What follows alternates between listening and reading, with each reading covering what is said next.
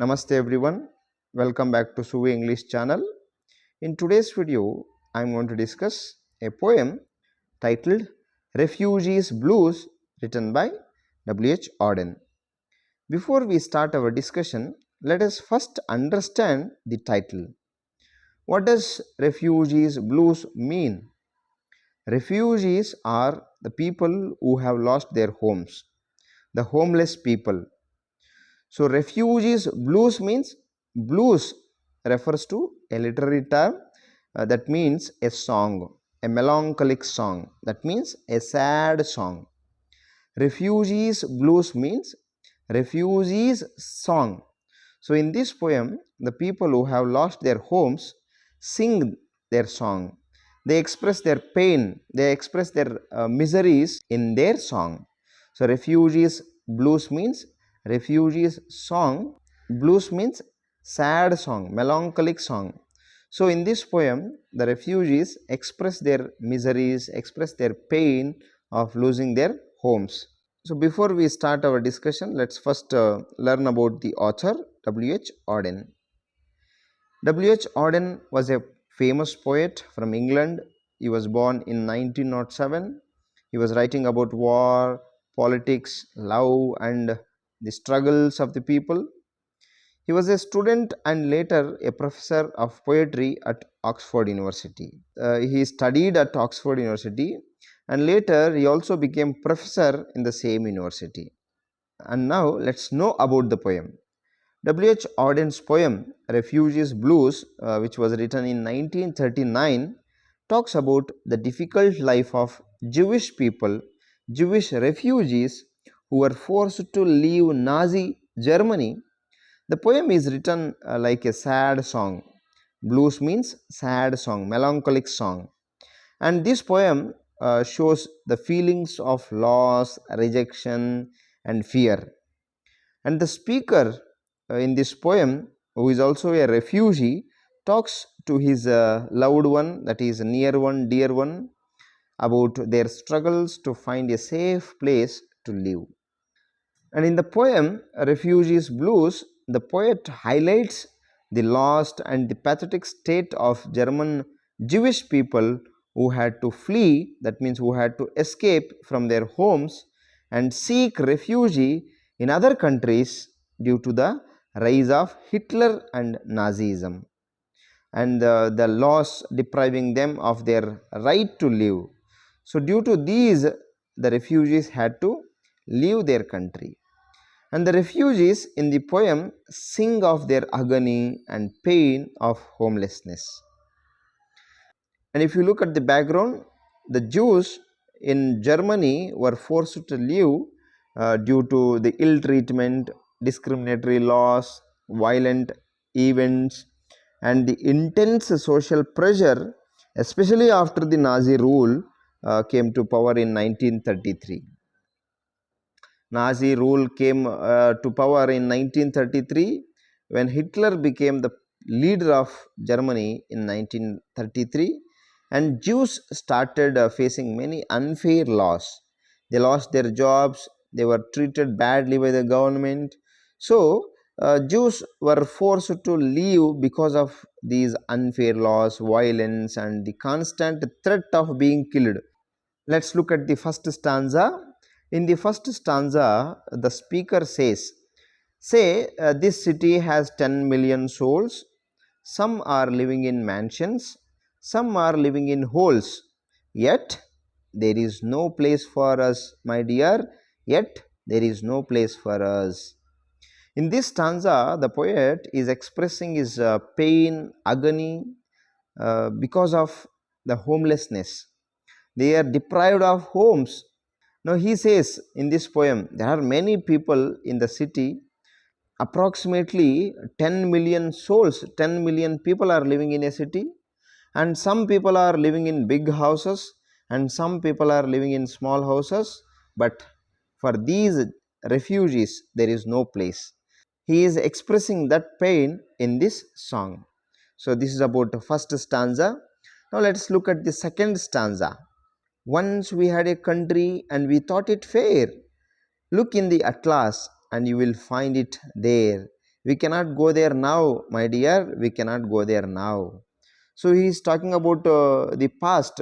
In the past, they had their own country, they were leading their life very comfortably in Germany, but later what happened? They cannot go to their country now. He says, we cannot go there now, my dear, we cannot go there now. And if you want to see your country, you have to see the atlas. That means you have to see your native place, see your hometown in the map, in the atlas. You will find there, because they cannot go there, because the rule, Hitler rule is there, and even if they go back, they will not be allowed. So this is what he says in this stanza. And now let us look at the next stanza. In the village churchyard there grows an old yew, every spring it blossoms anew. Old passports can't do that, my dear, old passports can't do that. And in this stanza he is mentioning one tree, yew tree. So this yew tree gets renewed every spring season, but their passports are not renewed. He says, old passports can't do that, my dear, old passports can't do that. They are struggling for that renewal of their passports, but their passports are not renewed. The officials are not doing the renewal of their passports. But in nature, the trees are getting renewed every spring season.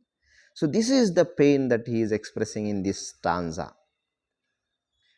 In the next stanza, he says, the consul, that means an embassy officer, the consul banged the table and said, if you have got no passport, you are officially dead.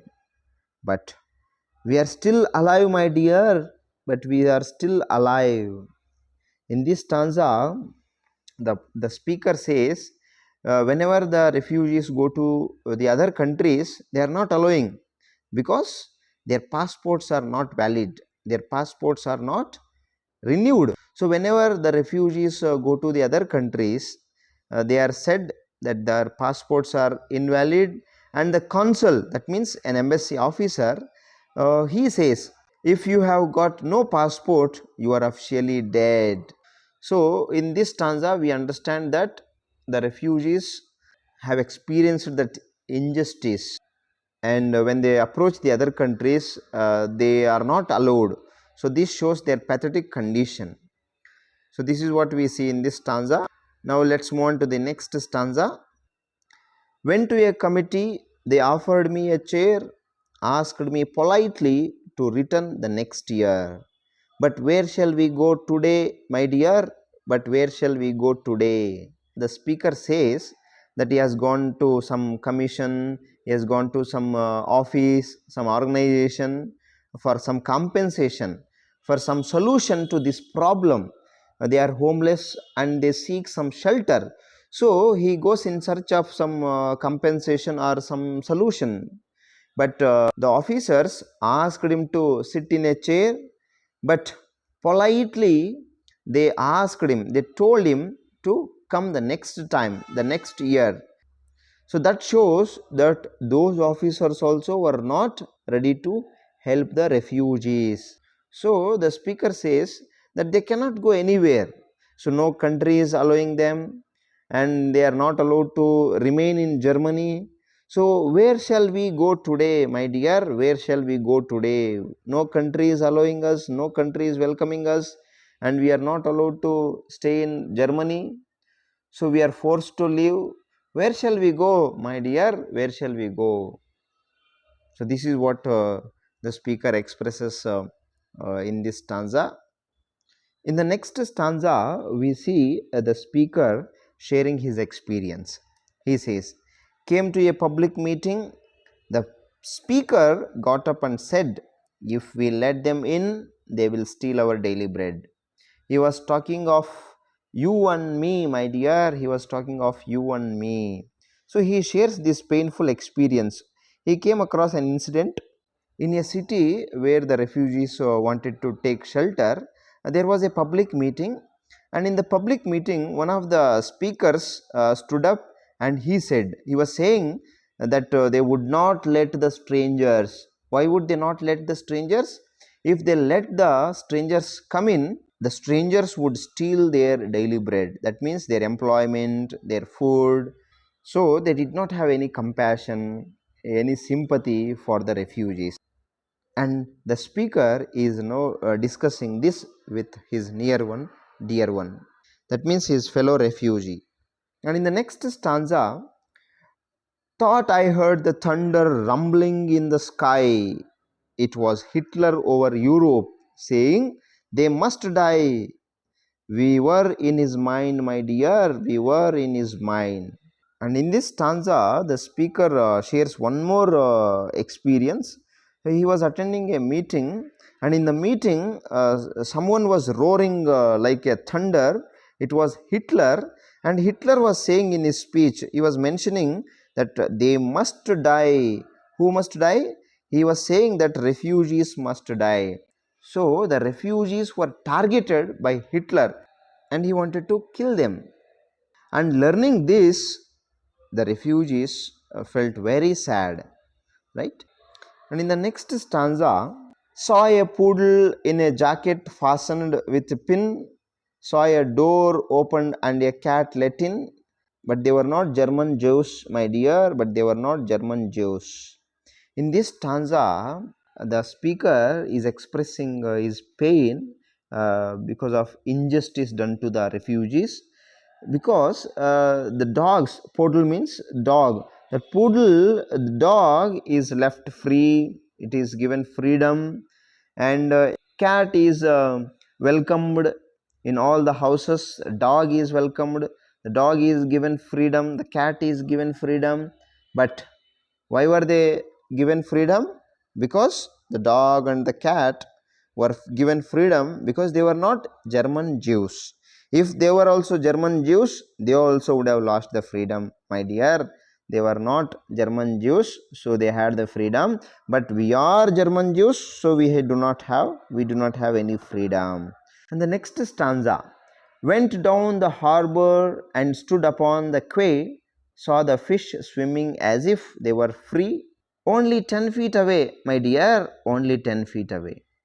And in this stanza, he talks about the freedom that the fish have in the city. And all the animals and birds are moving, they are flying, they are swimming, they are walking freely. But these refugees do not have that freedom. And in the next stanza, the speaker says, walked through a wood, saw the birds in the trees, they had no politicians and sang at their ease. They were not the human race, my dear, they were not the human race. In this stanza, the speaker says that he went through a forest. He went through a forest and he saw some birds. They were singing very freely. There was no politics, there was no restriction, and they were enjoying the freedom. Why were they enjoying all that freedom? Why were all the birds enjoying the freedom? Because they were not the human race, especially they were not the German Jews. If they were German Jews, they wouldn't have that kind of freedom to sing freely, right? So because they are birds, because they are animals, because they are fish, they are free. But these refugees, since they were German Jewish, they had no such freedom and all, right? So this is what we see in this stanza.